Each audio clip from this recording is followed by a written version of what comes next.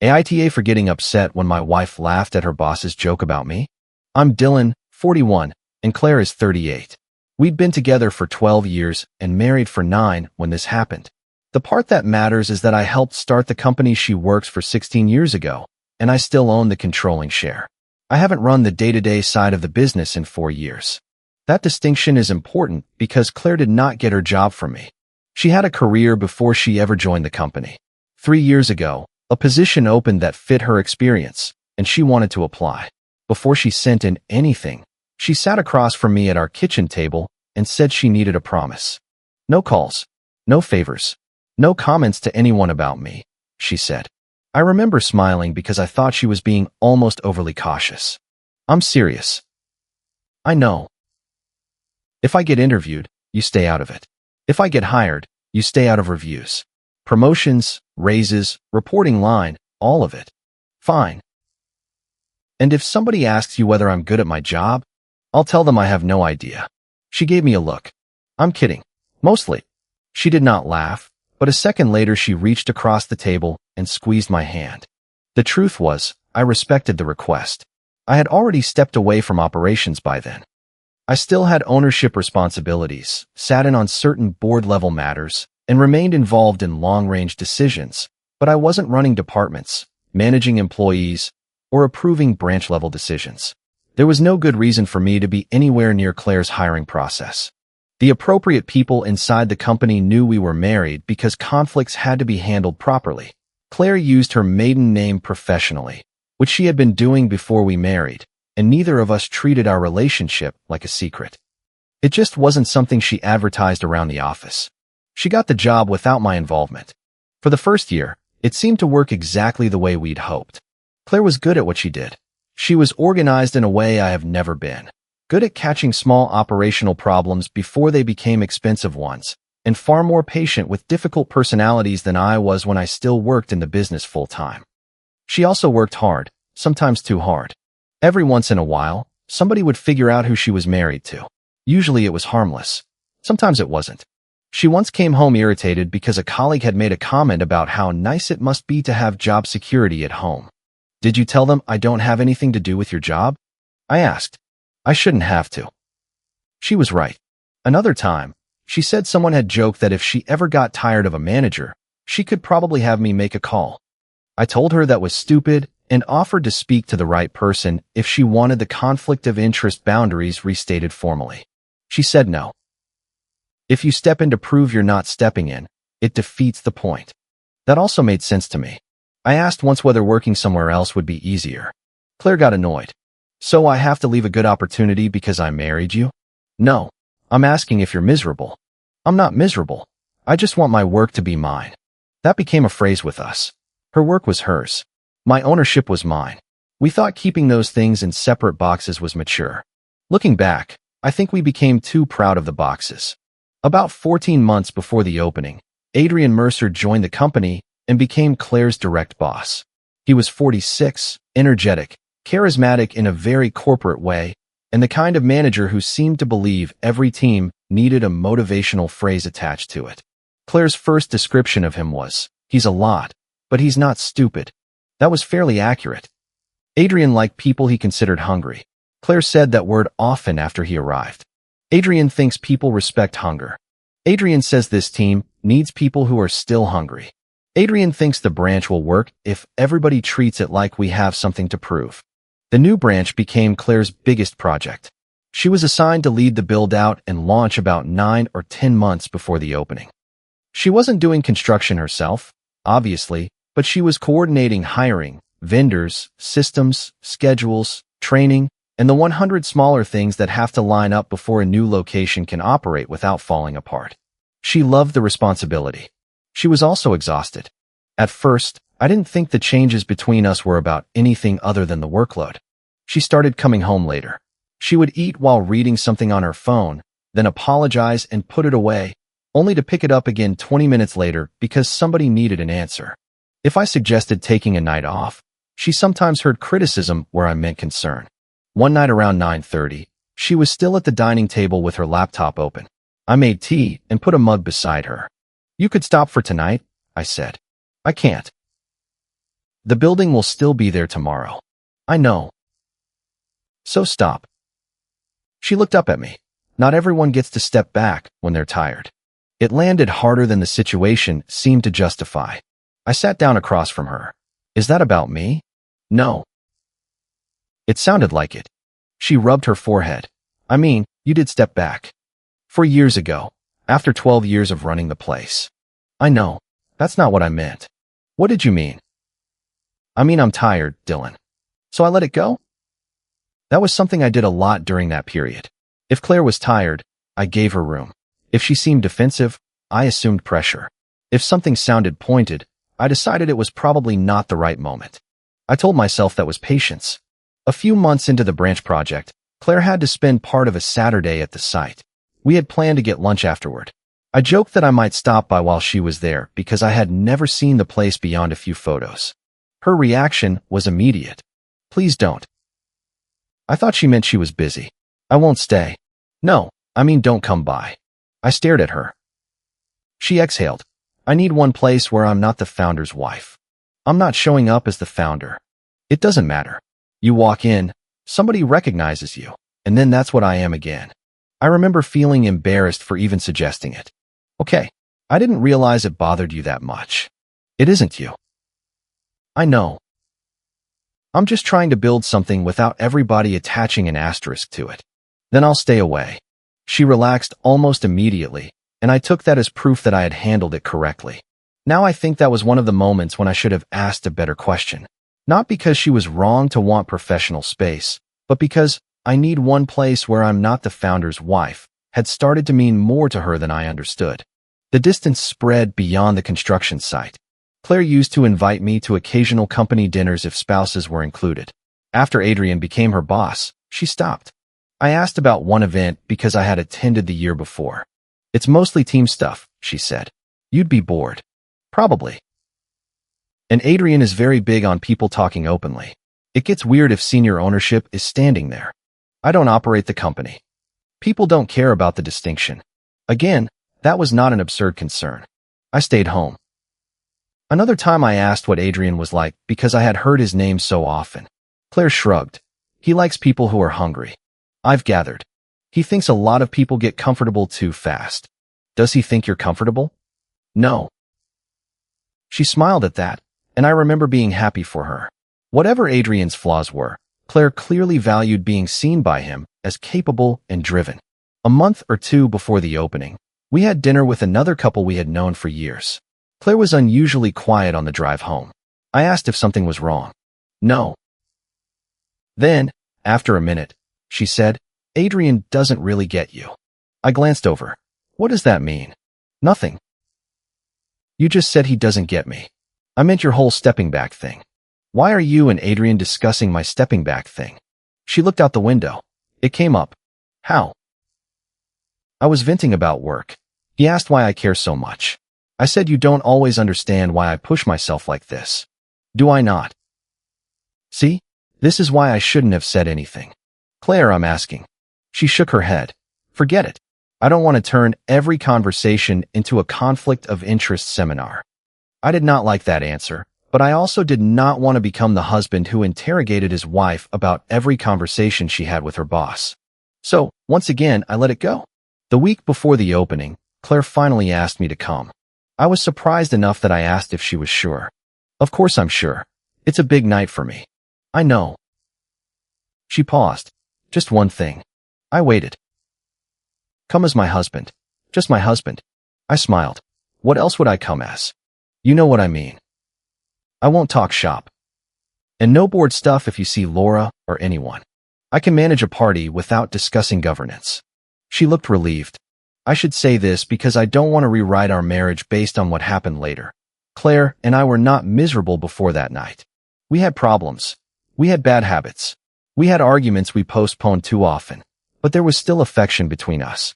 The night before the opening, she stood in our bedroom trying to decide between two outfits. She was more nervous than she wanted to admit.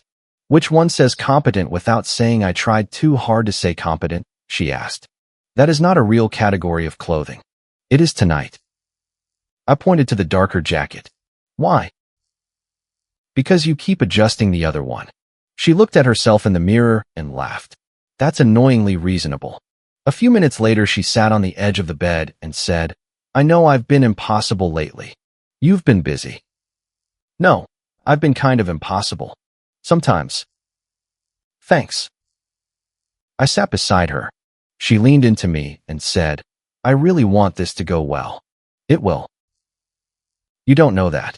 I know you. That's close enough. That was the version of us I thought I was walking into the branch opening with. The event itself was busy but ordinary. It wasn't some luxury gala. There were employees, a few guests, people from senior leadership, vendors, and spouses or partners. There was food on small plates, drinks, some speeches, and the usual clusters of people trying to look relaxed while still talking about work. I came in alone because Claire had gone early. When she saw me, she smiled in a way that looked genuinely happy. You made it. You invited me. Still. She hugged me quickly. Then someone called her name from across the room, and she was gone again. That was fine. It was her event. I spent a while talking to people I knew from years earlier, and a few people I did not. Most of the branch staff clearly had no idea who I was. I preferred it that way that night. About 20 minutes after I arrived, Claire brought Adrian over. He was exactly as I had pictured him from her descriptions. Friendly, fast, slightly too comfortable within the first 30 seconds. So you're Dylan, he said, shaking my hand. Apparently. He laughed. You're the one Claire keeps trying to get to care about deadlines. I looked at Claire. She cut in quickly. He's messing with you. Adrian grinned. Relax. I only know what I'm told. That line bothered me, but Claire was immediately pulled into another conversation by someone asking about a staffing issue. She touched my arm as she left. We'll talk later. Adrian moved on too. I stood there for a few seconds trying to decide whether I was being oversensitive. There are types of workplace humor that sound worse outside the little culture where they developed. I had been away from this part of the company for years. Maybe Adrian joked with everybody. Maybe Claire had complained once that I was bad at planning vacations, and deadlines had become some running joke. I told myself I would ask her later. Maybe 40 minutes after that, Adrian gave a toast. He started well. He talked about the branch taking months of work, thanked the teams that had handled hiring and setup, and gave Claire real credit. He said she had dragged this branch across the finish line through delays and last-minute problems. I was proud of her. Then he looked in my direction. And Dylan, we should probably thank you too for lending Claire to us for the last 9 months. A few people laughed. I smiled because it was harmless enough. Adrian kept going.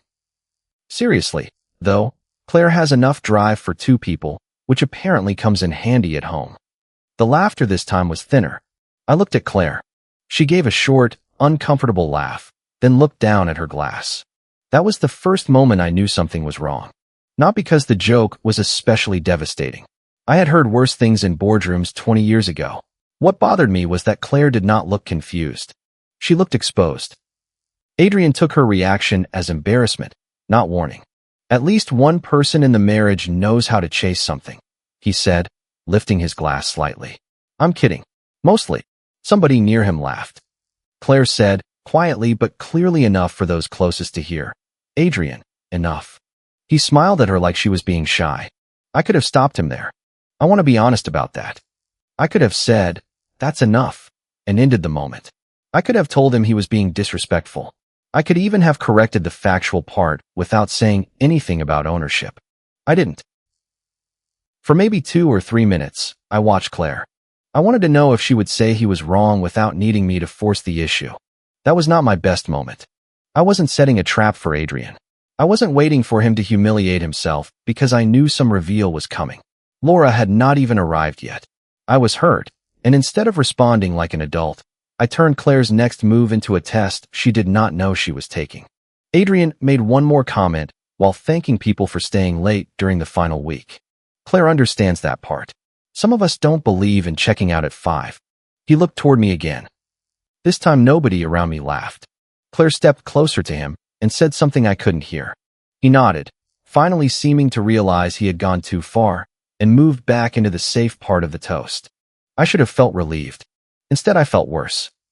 Claire had told him to stop. She had not told him he was wrong. A few minutes later, Laura Pierce arrived.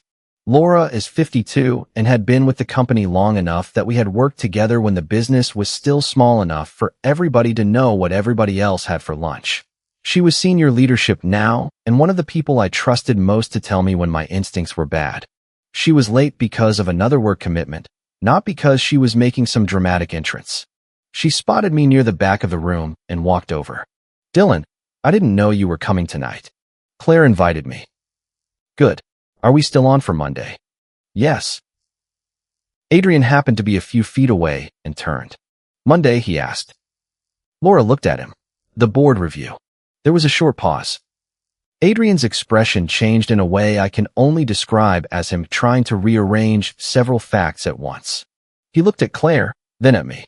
"Board review." Laura's eyes moved between us, and I could see the second she understood what he did not know. "Dylan founded the company," she said. Adrian stared at me. I said, "I haven't been in operations for years." He glanced at Claire again. She did not look at me. There was no cinematic reaction. Nobody applauded. Nobody dropped a glass. Most people nearby simply went quiet because the context had become uncomfortable. Adrian said, "I didn't realize." "I know," I said. That was all. The strange thing is that if the problem had only been Adrian, I think I would have found the whole thing almost funny by the next morning. An overconfident manager made insulting jokes about a person he didn't know. Then he discovered the person had a relationship to the company he had not expected. Embarrassing, yes. Professionally inappropriate, absolutely. But manageable. What I could not stop thinking about was Claire. She had known Adrian's picture of me was wrong. She had also known exactly what information would destroy that picture. And until Laura walked in, Claire had seemed more afraid of that information coming out than angry about what Adrian was saying. I left early. I did not make an announcement. I told one person I needed to head out and walked to my car. Claire followed me outside a few minutes later. "What are you doing?" she asked. "Going home. You can't just leave." "I can." "Dylan, people are going to notice." I looked at her. People already noticed. She rubbed both hands over her face. "Why didn't you just tell him?" That question did something to me. Why did he believe it in the first place? He doesn't know you. That isn't an answer. Not here. That's what you said inside too. She looked toward the building. "This is my opening." "I know." "I have to go back in." "Then go back in." She stood there for a few seconds, breathing hard through her nose. "Please don't do anything tonight." "What would I do?" "I don't know. Call Laura. Call someone." "I am not calling anyone." She nodded, but she did not look relieved. That bothered me too. We drove home separately. Claire got back a little over an hour later.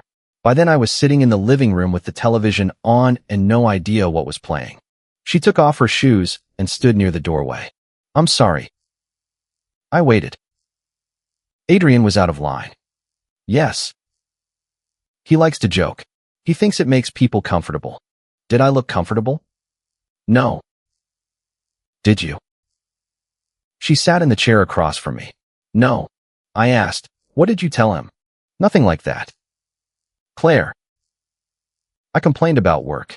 I complained about you not understanding why the branch was taking over my life. That's it.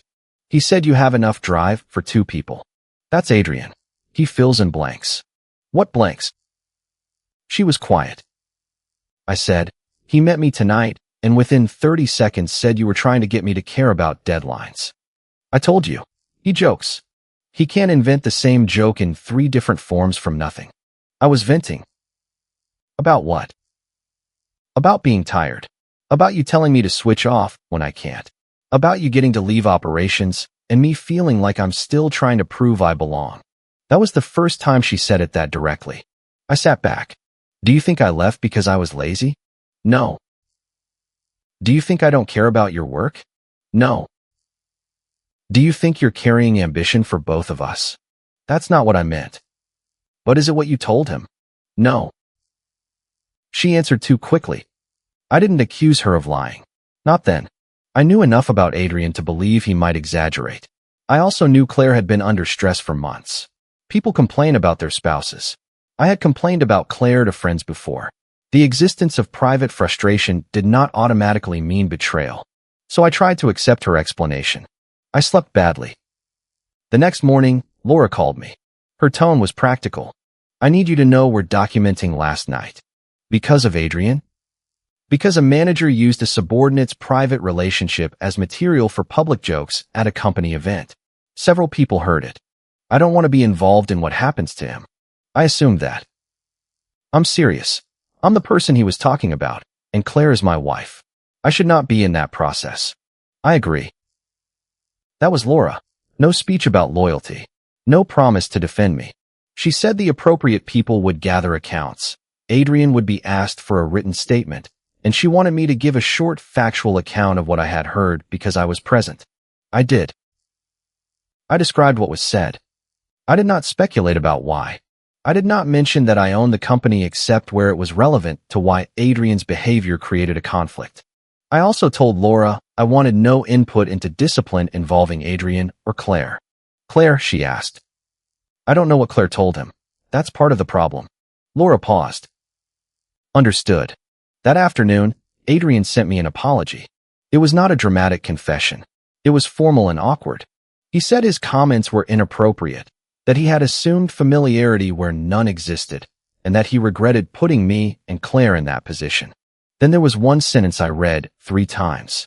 He wrote that he had mistaken comments Claire had shared over time for permission to joke about their marriage. Over time. Not one stressed conversation. Not one bad evening. I showed Claire the message after she got home. She read it and closed her eyes. He's covering himself. Maybe. He knows he's in trouble. Probably. Of course he's going to make it sound like I fed him everything. Did you? No. Then what did you feed him? She looked at me sharply. Don't phrase it like that. I don't know how to phrase it. I told him things. I told other people things too. That's normal. Which things? I don't have a transcript of every conversation I've had for a year. Neither does he, apparently. But he developed a very consistent opinion. Claire stood up and started moving around the kitchen. You're making it sound worse than it was. I'm trying to understand what it was. I said you stepped back. That's true. Yes. I said you don't understand why I can't just shut work off at 6. I've told you to rest because you were exhausted. Exactly. That is not the same as not caring. I know. Did Adrian know? She did not answer. That silence was the first real crack. The internal review took time, which was good because immediate decisions would have made everything worse. I stayed out of it. Laura kept communication with me narrow.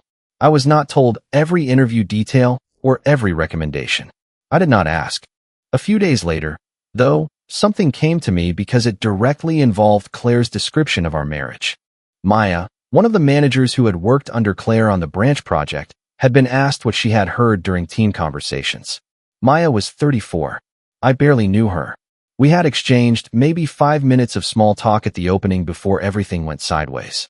According to what was shared with me later in the proper context, Maya remembered a team dinner several months earlier when the conversation turned to burnout. Claire had said, he got to step back. I don't. Maya also remembered Claire saying, I don't really get why I can't just switch off the way he did. That was it. Maya did not say Claire called me a failure. She did not say Claire called me lazy. She did not say I lived off her work or resented her success. That mattered to me because it showed 2 things at once.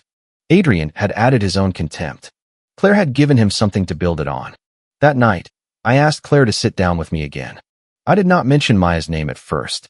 I said, I need you to tell me the version of me that exists at your office. She stared at me. What does that even mean?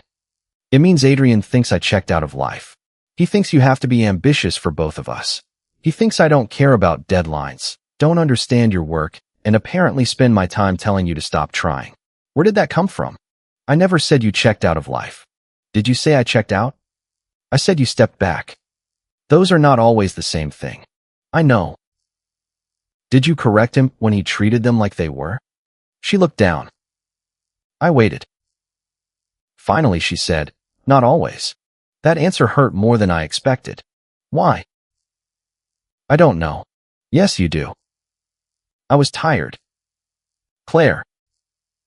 She pressed her lips together, then said, because the second he knew who you were, I was afraid I wouldn't know if anything he said about my work was real. That was the first honest answer that made sense to me. Not one I liked, but one I understood. She kept going. When Adrian came in, he didn't know.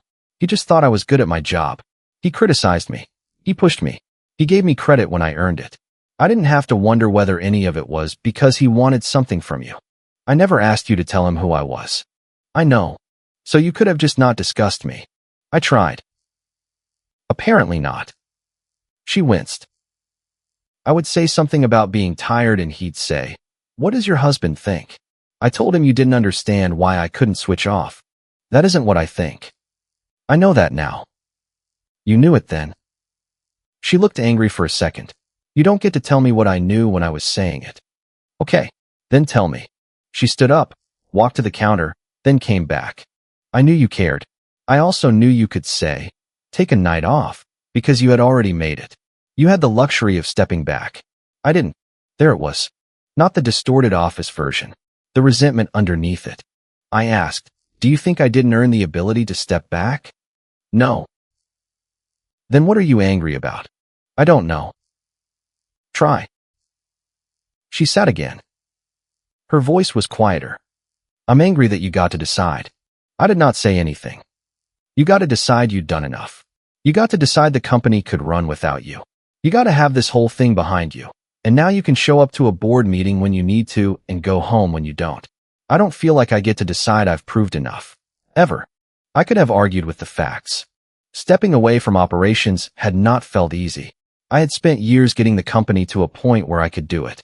I still carried responsibilities she did not see. There were risks and consequences attached to ownership that did not disappear because I no longer took staff meetings. But that was not really the point she was making. So I said, I didn't understand that you felt that way. I know. I wish you had told me. I tried. Not like this. No. Instead, you told Adrian. I vented to Adrian. And when he decided I was some guy who'd stopped trying, she did not answer. When he decided you were the hungry one and I was the checked out one, her eyes filled, but she was not crying yet. I didn't correct him. Why? Because I liked how he saw me. That was the sentence that changed the whole story for me. She kept talking because once she had said it, there wasn't much point pretending. He saw me as ambitious. Not connected. Not protected. Not somebody's wife. Just me. And I had to be what in that story? I wasn't thinking about it that way. But what was I? She shook her head. I don't know. Claire, I don't know. I believe she had not sat down one day and decided to make me look pathetic. That would have been simpler. What happened was worse in a quieter way. She had told partial truths. She had complained. Adrian had made assumptions. She had enjoyed the contrast between his image of her and his image of me. Then, over time, she had adjusted what she said to fit that contrast. She admitted she had said I was done competing. She said she meant work, not life.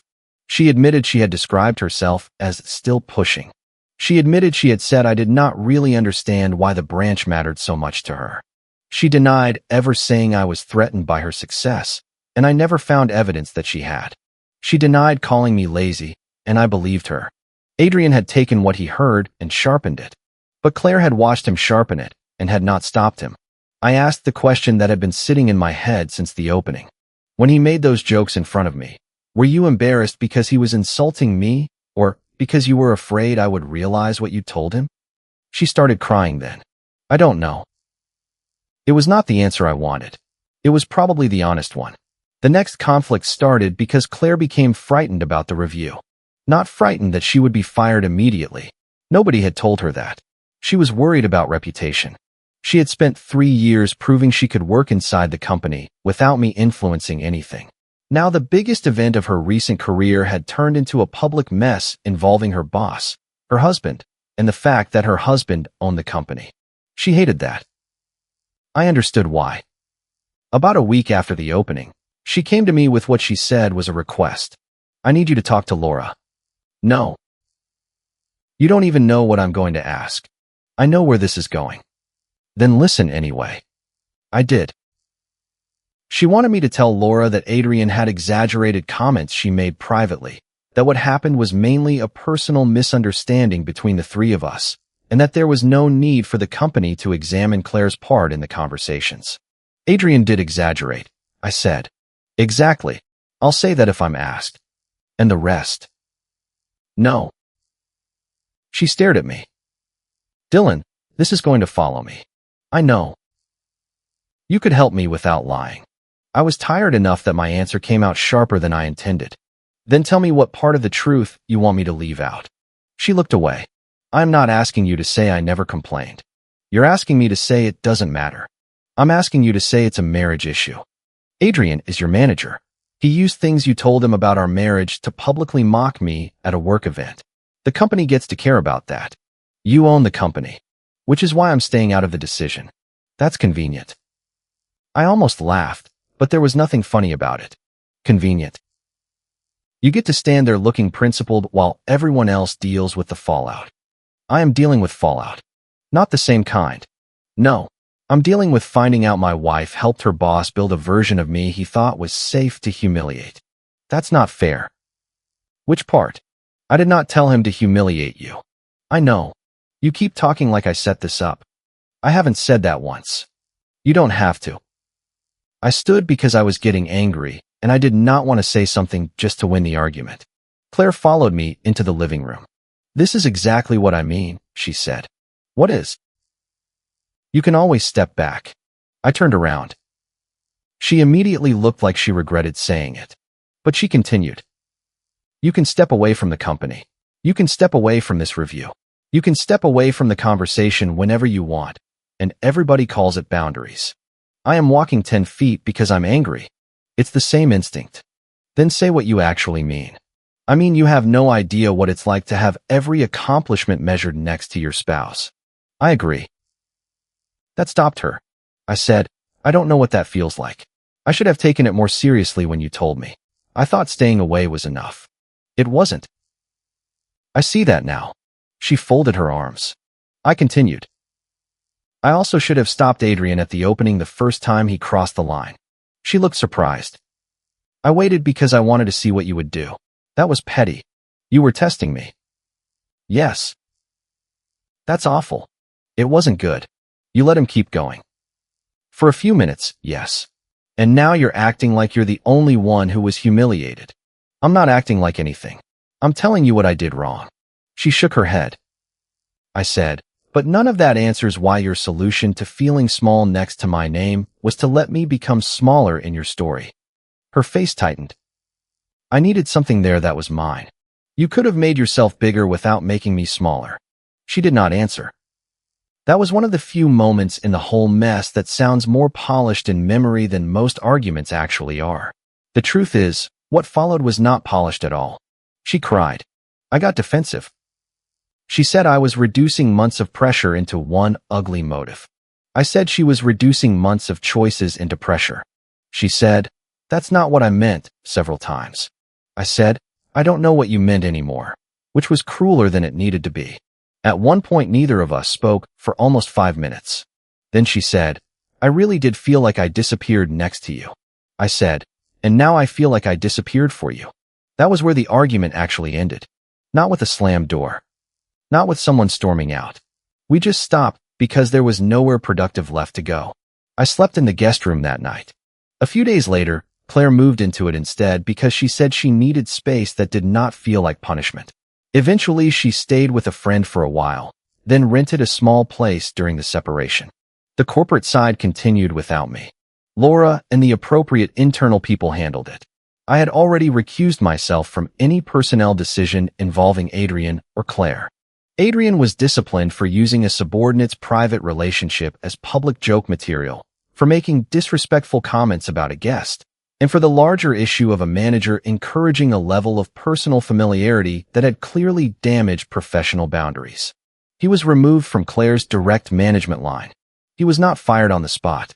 His career did not implode.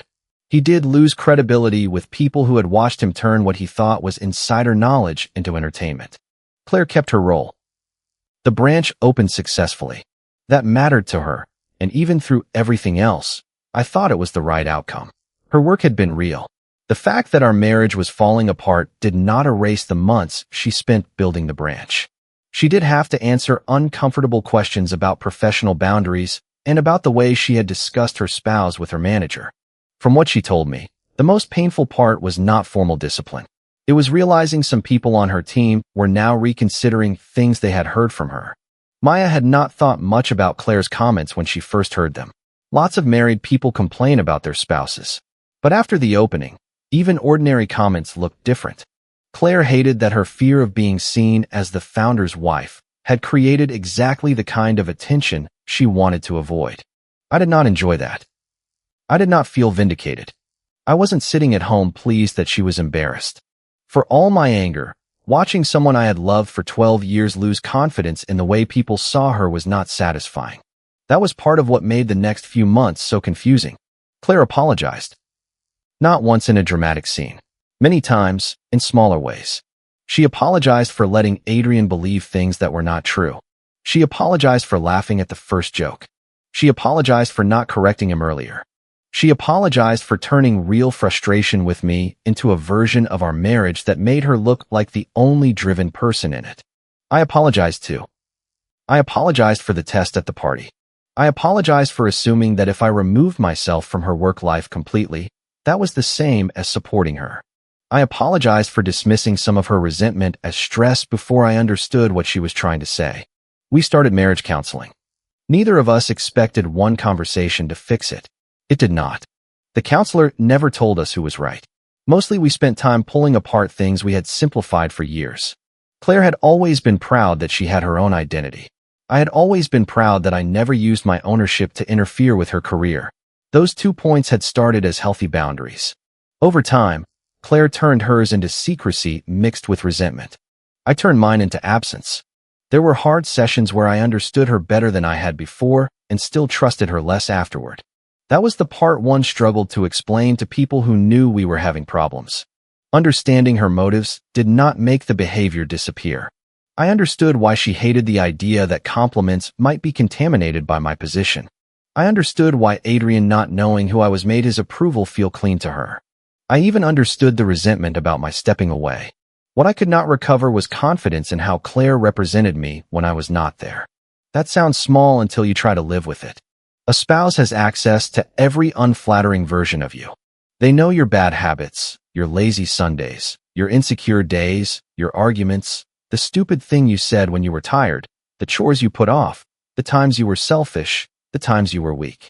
You assume that when they talk about you to other people, they might complain, but the complaints still belong to the same basic reality you live in together. I stopped knowing if Claire and I shared that reality. I would hear her say something harmless in counseling, like, "Dylan likes distance when things get complicated," and part of me would immediately wonder how she said that to people at work. Did distance mean calm? Did it mean avoidant? Did it mean checked out? Did it mean he doesn't care? That was exhausting for both of us. Claire started feeling like every sentence had to survive cross-examination. I started feeling like every sentence might have a second life somewhere else. Neither of us wanted that marriage. About 2 months into counseling, we tried living together again for a short time. It did not go well. There was no huge fight. We simply became cautious around each other. One Saturday morning, Claire was answering emails at the counter. I asked if she wanted breakfast. She said, "In a minute." I almost said, "You can switch off for an hour." I stopped myself. She noticed. Her expression changed. "Say it." "It's nothing." "You're editing yourself now. I don't want you to hear it as judgment. And I don't want you to be afraid to tell me to eat breakfast." We both laughed a little, but it was sad. That was our problem in miniature. Everything ordinary had acquired a second meaning. A few weeks later, Adrian sent me another apology. This one was shorter. He said that after time away from the incident, he understood that the worst part of what he did was not that he had accidentally insulted someone with ownership power. He said he had no right to use a subordinate's private life to make himself look familiar and funny in front of a group. He also acknowledged that even if I had been exactly the person he thought I was, the behavior would still have been inappropriate. I appreciated that. I wrote back and said I accepted the apology. We did not become friends. I never asked for his career to be damaged further, and I never tried to restore it either. Claire and I made it to about 4 months of counseling and living mostly apart.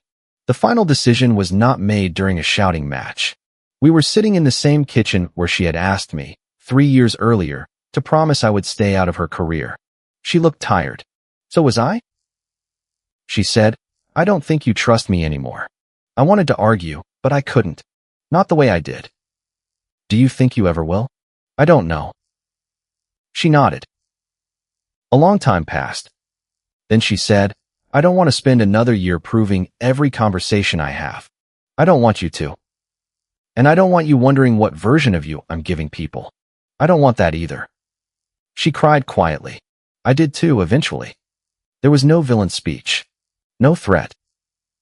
No negotiation about money. No attempt for me to use the company to make the divorce easier or harder for her. The marriage was ending because something essential had changed between us, not because I wanted to punish her. Claire gave me one last apology a couple of weeks later. It was the first one that did not include an explanation.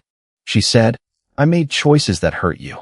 I was scared of disappearing next to your name, and I let that become permission to be unfair to you. I'm sorry. I told her I believed she was sorry. I also told her I was sorry that I had treated stepping aside like the universal answer whenever her career made our marriage uncomfortable. Both things were true. We still ended it. I know some people will think that was too much. 9 years of marriage is not nothing. Claire did not have an affair. She did not steal from me. She did not try to get me fired from my own company. She did not ask Adrian to humiliate me. She was insecure, resentful, and dishonest in a way that developed gradually. She admitted it. She apologized. We got help. And I still could not get back to the point where I felt safe being described by my own wife when I was not in the room. Maybe that says something unflattering about me too. I still think about the opening and wonder whether I should have stopped Adrian immediately. I should have. I wonder whether I should have challenged Claire the first time she said I had the luxury of stepping away. I probably should have. I wonder whether years of trying so hard not to be controlling made me passive in places where a spouse is supposed to ask uncomfortable questions. I think the answer is yes. But none of that made it possible for me to stay. The branch is still operating. Claire's work there is still hers. As far as I know, people judge her on what she does, not on who she was married to. Adrian is still with the company in a different reporting arrangement. We are civil when our paths cross. Laura still treats me exactly the same way she did before, which I appreciate more than she probably knows. And when I think about that night now, the line I remember most is not Adrian's joke. It's Claire standing in our bedroom the week before, asking me to come as her husband. Just my husband. That was exactly what I wanted to be. I did not go to the opening to remind anyone that I founded the company. I did not go there to inspect the branch, talk to managers, or make Claire's night about me. I went because my wife had built something she was proud of and asked me to stand beside her. What ended our marriage was not that Adrian found out I was the owner. It was that I found out the husband Claire had been describing when I wasn't there no longer sounded enough like me to be someone I could keep pretending to be. If you liked it, don't forget to leave a comment and support the channel by subscribing. See you in the upcoming stories.